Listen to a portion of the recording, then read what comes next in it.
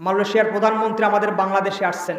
আমাদের বর্তমান যিনি প্রধান উপদেষ্টা ডক্টর ইউনূস, তার বন্ধুবর যে মালয়েশিয়ার প্রধানমন্ত্রী, তার কাছে যেন উত্থাপন করে মালয়েশিয়াতে যারা অবৈধভাবে আছে তাদেরকে যেন বৈধভাবে ভিসা দিয়ে এবং কাজের মাধ্যমে সুন্দর সুস্থ একটা জীবন যেন মালয়েশিয়া তাদেরকে ফিরে দেয়, আমরা পড়ি আমিন। মালয়েশিয়ার প্রধানমন্ত্রী আমাদের বাংলাদেশে আসছেন, উনি ডাইরেক্ট কোরআন থেকে তার বক্তব্য শুরু করেছেন। এটা আপনারা সোশ্যাল মিডিয়ায় দেখছেন, কথা বলছেন না কেন?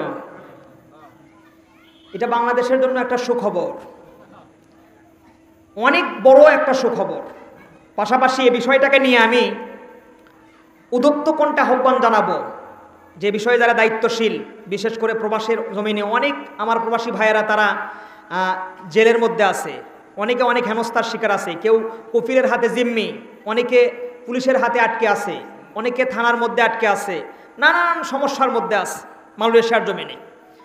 যেহেতু তিনি আমাদেরকে বন্ধুর হাত বাড়ায়া দিয়েছে, তার কাছে যেন অন্তত আমার মালয়েশিয়া প্রবাসী ভাইদের জন্য এতটুকু দাবি উত্থাপন করা হয় যে মালয়েশিয়ার জমিনে আমার বাংলাদেশি যে সমস্ত প্রবাসী ভাইয়েরা বন্দি অবস্থায় আছে বা যাদের কফিল নাই বা যাদের বৈধতা নাই, এদের বৈধতা এবং কফিলের তথা কাজের যে একটা ডিউটি, এটা যেন সে বাস্তবায়ন করে মালয়েশিয়ায় গিয়ে।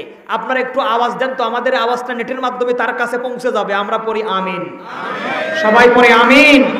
বিশেষ করে মালয়েশিয়ার জমিনে যে সমস্ত প্রবাসী ভাইরা আছে এদেরকে আল্লাহ পাক হেফাজত করুক। যাদের অবৈধতাভাবে ভিসা হারিয়ে গেছে, অনেকের ভিসা রেনু করা নাই, অনেকে অনেক সমস্যার মধ্যে আছে, এই সমস্যাগুলো যেন সমাধান হয় না কেন আমিন।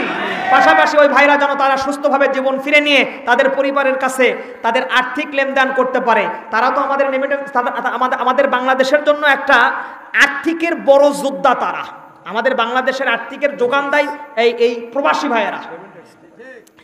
এজন্য তাদের জন্য অন্তর থেকে দোয়া করা বড় জরুরি। আল্লাহ পাক যেন তামাম বিশ্বে আমার বাংলাদেশ থেকে যতগুলো প্রবাসী আছে এই প্রবাসীগুলোদেরকে যেন কবুল করে, তাদেরকে যেন সুস্থ রাখে, তাদেরকে যেন ভালো রাখে, তারা যেন সুস্থতার সহিত জীবন পরিচালনা করতে পারে। বিশেষ করে এই অত্র অঞ্চলের যারা প্রবাসী আছে, বিদেশের জমিনে থাকে, আল্লাহ পাক যেন তাদেরকে হেফাজত করে, আমরা পড়ি আমিন। হুজুর ডাকতে বলে, রে যুবক সামনে আসো, কাম হিয়ার। ও যুবক, তোমার চার বিবি সুন্দর, চার বিবি আলেমা, চার বিবি কোরআনের হাফেজা। আমি তোমাকে বলে গেলাম এই চার বিবি রাখো, তোমার সমস্যা নাই। যখন আল্লাহু আকবার।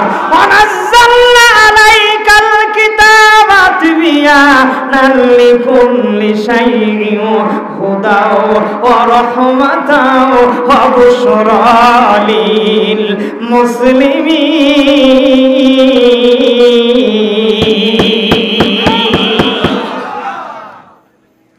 আলোচনা চলবে না বন্ধ? আরো